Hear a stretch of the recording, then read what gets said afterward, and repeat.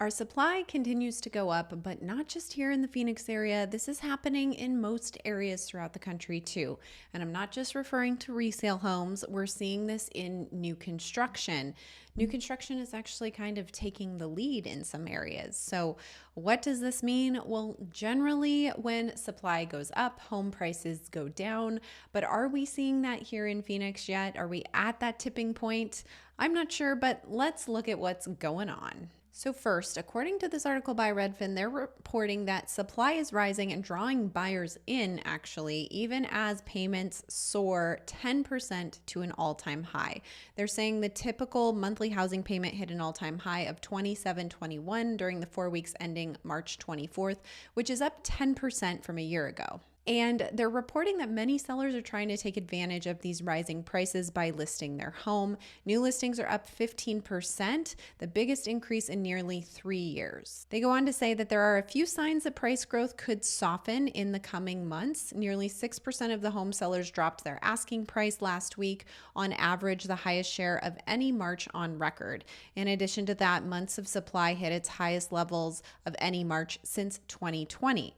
So, of course, this is national because that's what Redfin is reporting on here, but let's talk about what's going on in Phoenix. So, as we look at Phoenix, we're seeing our active listings, if we include our under contract and contingent homes, are coming in at about 20,000 or so. And this is actually the highest number of active listings we've had in any late March since 2019. So, we'd have to go back to 2019 to see number of active listings on the market higher than where we're at today. Now, of course, this is well below our long-term average, so it's nothing to be concerned about. And obviously in 2022, we had a higher number of active listings hit the market throughout that summer. But it is interesting to see that we are now hitting kind of a new record since the pandemic. If we look at the housing data, everything kind of went a little wonky in 2020, 21, and 22. And since then, we haven't really seen a lot of our normal seasonal patterns. So in my opinion, seeing the highest number of active listings on the market since 2019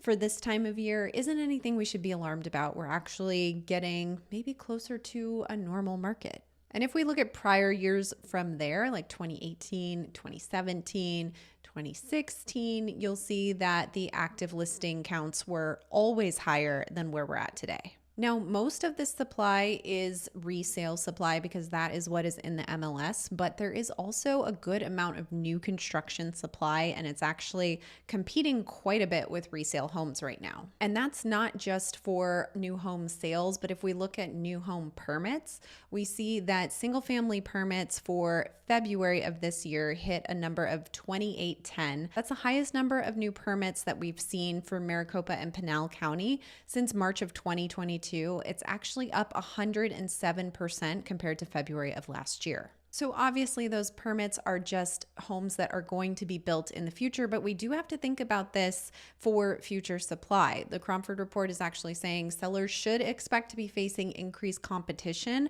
from the new home builders over the coming 12 months. So with that said, let's look at what's going on with new home sales. So for the first 2 months of 2024, new home builders have closed on a total of 3,351 homes across Maricopa and Pinal County. Cromford report is saying that new home sales are the highest since 2006, and they're actually up 16% from last year. I've talked in the past about how new homes have an advantage because oftentimes the builder offers incentives and rate buy downs for the buyers that help them with their monthly payment.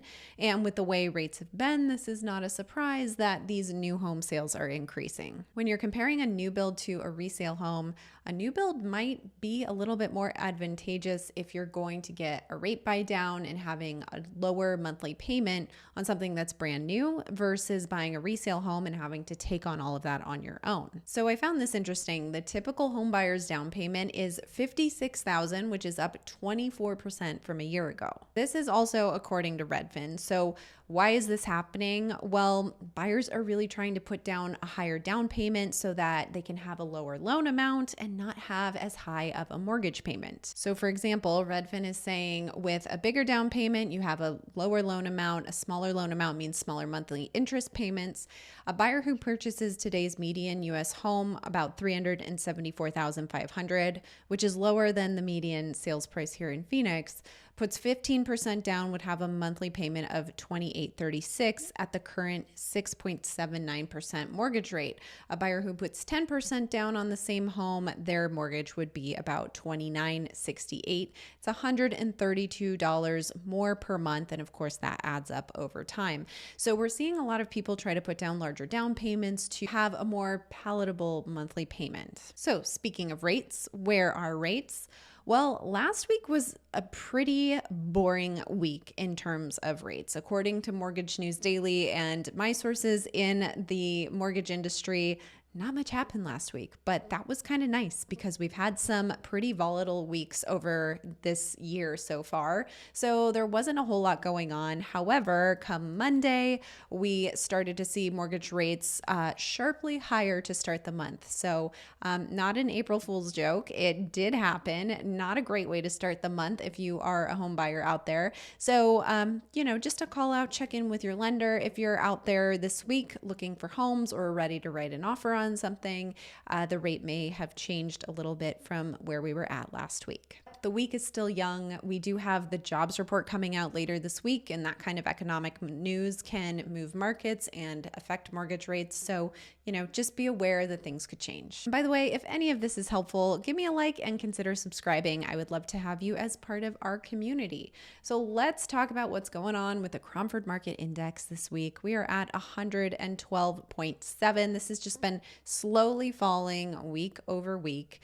Not too much movement with supply and demand. It's just very slight every week, but obviously softening in the entire Phoenix metro market. So this is looking at all of Phoenix metro as a whole. It is not looking at any particular cities or technically in a seller's market because it reads as 112.7. And according to the Cromford report, anything over 110 is considered a seller's market.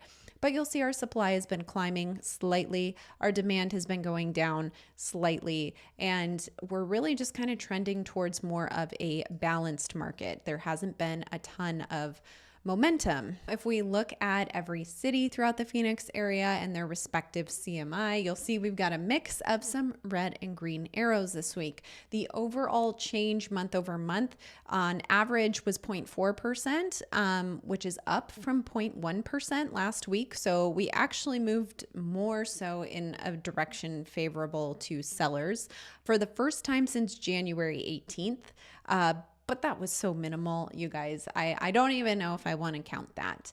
But where we stand today, we've got a number of cities in a seller's market, Peoria on up to Chandler here on this list, and then a few in that balanced market range here at Cave Creek, Surprise, and Paradise Valley, and then Queen Creek, Goodyear, Maricopa, and Buckeye, all in a buyer's market, Buckeye especially, at the bottom there. So it's important to note that every city really behaves differently and price ranges are behaving differently as well. So although all of these cities, many of them are technically in a seller's market, there are some homes in these cities that are sitting on the market without any offers for a long period of time.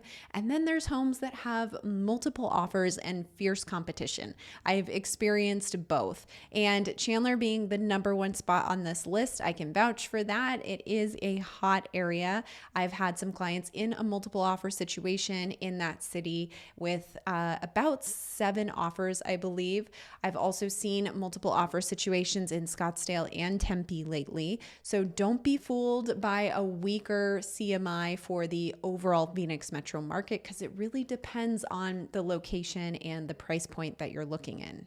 So with supply on the rise and all of these red arrows, does this mean the market is softening for buyers? I don't think we're at that tipping point with supply yet. There's still a lot of strength in the market, but we'll see what happens as things continue to progress throughout this year. If you want to jump in the mix and sell your home, check the description below to just get an instant home valuation. And if you're a buyer, you can search for homes at the link below or just check out our team's newest listing. You can find that here.